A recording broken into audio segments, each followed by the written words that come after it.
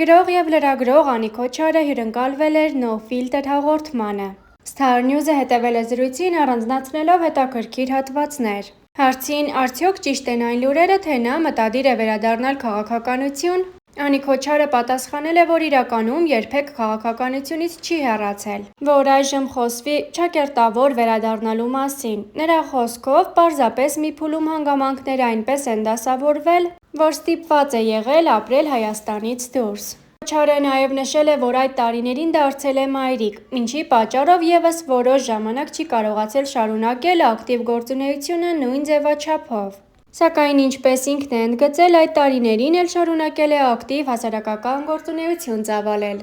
Զրույցի ընթացքում նա բացահայտել է նաև, որ առաջարկ ունի մասնակցելու առաջիկա Հայաստանի Հանրապետության ազգային ժողովի ընտրություններին։ Անիկ Քոչարը հույս է հայտնել, որ ապագայում կարող է իր գործունեությունը ծավալել օրենսդիր մարմնում որպես պատգամավոր։ Խոսելով քաղաքականության մասին, նա նշել է, որ կցանկանար Հայաստանում տեսնել նաև կին ղեկավար։ Ավելին, կատակով խոստովանել է, որ երբեմն տանը կատակում է, ասելով, թե ինքն է լինելու Հայաստանի առաջին կին վարչապետը։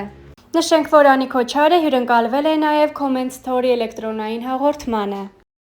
Քոչարի կյանքում շրջափուլ եղավ, երբ թողելով Հայաստանում ամեն բան մեկնեց Գերմանիա։ Ես երբեք չեմ զղջում այդ որոշման համար։ Միակ բանը, որ ինձ միշտ տանջում է, այդ մտատանջանքը կա եւ ես չեմ կարող կեղծել ասել չկա։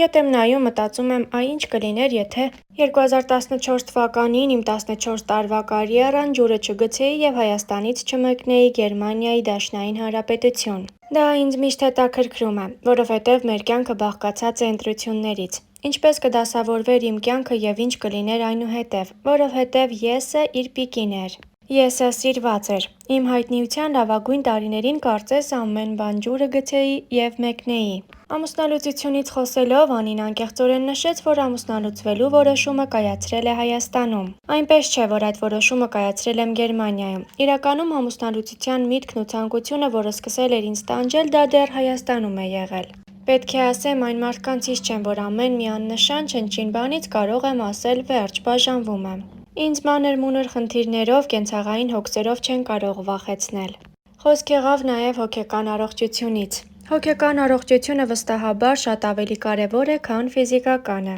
Հոգեկան առողջության վատ թարացումից, խաթարումից է, որ սկսում է գլուխ բարձրացնել արդեն ֆիզիկական ու առողջական խնդիրները։ Ինքս կյանքի տարբեր փուլերում ունեցել եմ մասնագիտական օգնության կարիք, որովհետև որքան էլ ուժեղ լինես, երբեմն իսկապես ունես մասնագիտական օգնության կարիք, բայց իմ պարագայում դա չէր ստացվում։ Ես չեմ կարողանում իմ հոգեբանների հետ զրուցել, բացվել, նաև ժամանակ չեմ գտնում դրա համար։ Բոլորը գիտեն Անիի քաղցկեղի պատմությունը։ Այսօր նա մեկ նոր փուլում է, նոր մարտահրավերի առաջ եւ հնարավոր է նորից գնա Գերմանիա։ Հստակ չենք կարող ասել, բայց շատ ծանր քիմիոթերապիաներն իրենց հետևանքներն ունենում են։ Այսօր ես պայքարում եմ սրտի շատ լուրջ ախտորոշումների դեմ, ավաղ դա մեկը չէ, եւ ես կարծում եմ, որ այս պայքարում էլ պետք է հաջողեմ։ Հույսս դրել եմ Տիրոջ վրա, Աստծուն ապավինած, հավատքիս կառչած առաջ եմ գնում։ Եթե մի պահ հավատքս մի կողմ թողնեմ, կենտրոնանամ իմ ախտորոշումների, խնդիրների վրա, պարզապես կցնորվեմ։ Ամեն օր չէ, որ ունեմ հրաշալի ինքնազգացողություն, որքան էլ դեղահաբեր եմ ընդունում, բայց ես ամեն օր դրա համար պայքարում եմ։ Կռիվ եմ տալիս, որպեսզի իմ կյանքի որակը լավը լինի, որովհետև իմ կյանքի որակից կախված է նաև իմ երեխաների կյանքի որակը։ Ես ինձ պատասխանատու եմ զգում այդ երկու մարդկանց նկատմամբ, ում կյանք եմ տվել, լույս աշխարհ եմ բերել եւ պարտավոր եմ ապահովել բարեկեցիկ, գեղեցիկ, անհոգ կյանք։ Այժմ լուրեր են տարածվել, որ նա կրկին ամուսնալուծվել է։ Անին այս մասին հաղորդման շրջանակներում անկեղծ խոսեց։ Մի բան կարող եմ ասել, սերը գալիս է չքարտեզագրված ճանապարհներով։ Ինչպես իմ սիրելի Սևակն է ասել։ Ես հերքում եմ այդ լուրերը, ամուսնալուծված չեմ։ Այո, մարդիկ ճիշտ են նկատել, այժմ ամուսինս իմ կյանքում չկա։ Ինչու չկա, որովհետև հայրենիքից է բացակայում։ Գարնանը 1 տարին կլրանա, որ Հայաստանում չէ։ Այնպես ստացվեց, որ շատ փորձությունների մեջ ընկավ եւ շատ արագ պետք է երկրից դուրս գար։ Փորձեր ինչ-որ բան անել, բայց էլ ավելի մեծ փորձությունների մեջ ընկավ։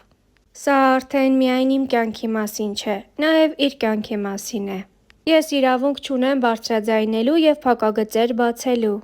Նրա այս պահին հայրենիք վերադառնալը չի ստացվում, բայց մենք ընտանիք ենք, 24 ժամ կապի մեջ ենք։ Ամուսնալուծված չենք, պարզապես նա այժմ ֆիզիկապես մեր հետ չէ, որը և նա է շատ ծանր տանում և ես։ Միայն Աստծուն ապավինած ապրում եմ, որ ամեն բան լավ է լինելու։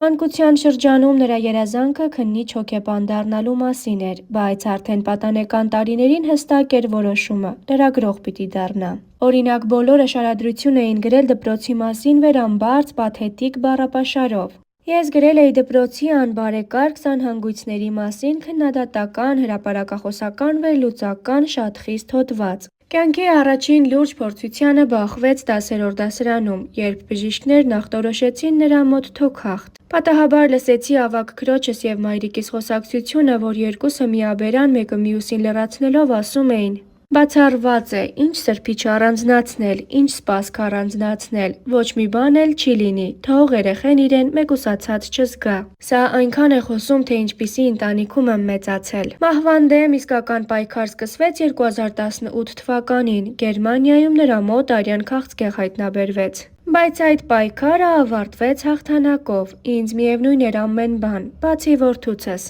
Միշտ ասում եմ, որ պայքարեցի որդուս համար ու ապրեցի որդուս համար։ Չնայած բժիշկների հակառակ հորդորներին, նա երկրորդ անգամ մայրացավ ու սրտի խնդիր առաջացավ։ Բոլորովին մենմենակ Հայաստանում, բայց կրկին զինվորի նման կռիվ եմ տալիս։ Ամեն օր արթնանում եմ և գիտեմ, որ գիշերվա արցունքները պետք է սրբվեն, և նոր օրը երեխաների համար սկսեմ ժպիտով։ Իր պայքարից ու հաղթանակներից հետո նրա կյանքի գլխավոր առաքելությունը մեկն է՝ ի լուր բոլորի հայտարարել՝ հանձնվել չկա։ Կա կյանք երկրորդ փորձից։ Նշենք, որ վերջին շրջանում Անի Քոչարը եղել էր նաև «Հայացք» հաղորդման հյուրը, որտեղ Անի Քոչարը զրույցը սկսեց իր գործունեության առաջին փուլից։ Երբեմն ինձ թվում է, որ այդ էջին շատ հազվադեպ ենք անդրադառնում և ինչ-որ կերպ մոռացության է տրվում։ Հատկապես մեր օրերում նոր սերունդ է եկել, ովքեր որ հաճախ չգիտեն Անի Քոչարը ի սկզբանե ինչից է սկսել և ինչով է զբաղվել։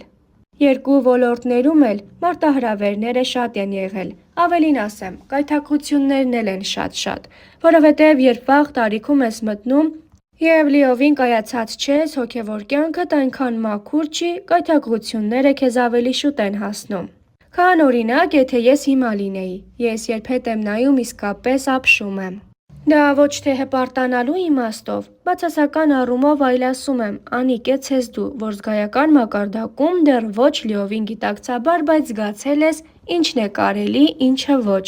կամ ինչ է քեզ պետք, իսկ ինչ ոչ։ Քաղցկեղը և հավատը, ինչ դեր ուներ հավատը։ Ես ինձ որքան հիշում եմ, գիտակից կյանքում այդքան ժամանակ էլ ունի իմ հավատի պատմությունը։ Անկեղծ կլինեմ, անսահման բարի ծնողներ ունեմ, բայց որ ասեմ իմ ծնողները շատ հոգևոր են եղել կամ կրոնական թեման մեր տանն ակտիվ թեմա է եղել, կամ մենք ամեն կիրակի եկեղեցի ենք գնացել, սուտ կլինի, թեև աստվածապաշտ մարդիկ են։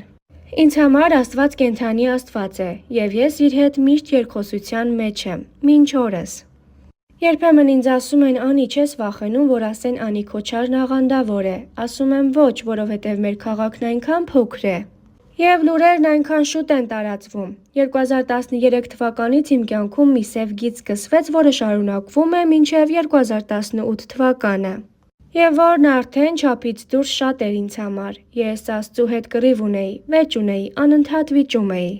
Ասում էի՝ լավ, Աստված իմ, էլ ինչ պիտի կատարվի իմ կյանքում, որ այս ամեն ինչը իմ կյանքում գոնե մի օր ավարտ ունենա։ Մեկ մարդու հաշվով չափից շատ է այսքան փորձությունը։ Ինչու էլի, ինչի համար։ Երբ հայտնվեցի հիվանդանոցում և հասկացա, թե էլ ինչ կարող է կատարվել մարդու հետ, կարող է պատահել, որ մի օր այլևս չի լինի այդ մեկ օրը։ Դրանից հետո չկա մի բան վերանայելու, շտկելու, վերաիմաստավորելու և սեփական սխալներն ու մեղքերը տեսնելու։ Ես այժմ հուզվեցի ոչ այն պատճառով, որ այդ դաժան ծանր օրերի մասին խոսելիս հուզվում եմ, այլ այն պատճառով, որ ես ինձ շատ մեղավոր եմ զգում։